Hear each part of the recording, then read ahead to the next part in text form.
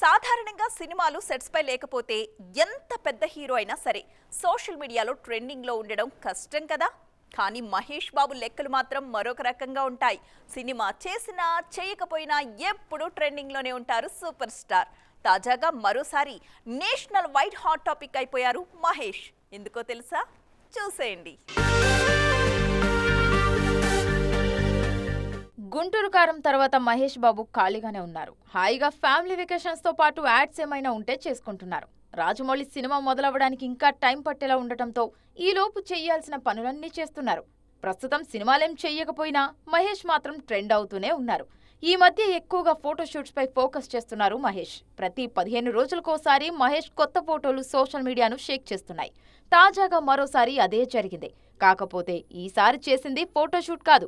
ఎన్నికల్లో ఓటు వేయడానికి వచ్చిన మహేష్ బాబు లుక్స్ ఇప్పుడు సోషల్ మీడియాను షేక్ చేస్తున్నాయి. చూస్తున్నారుగా, పొడవాటి జుట్టుతో నడిచొస్తున్న మహేష్ బాబును. ఇన్ని చూసి తెగ మురిసిపోతున్నారు ఫ్యాన్స్. ఇప్పుడే ఇలా ఉంటే రేపు సినిమా మొదలయ్యాక ఆఫీషియల్ లుక్ ఎలా ఉంటుందో అని ఇప్పటి నుంచే కలలు కంటున్నారు మహేష్ అభిమానులు.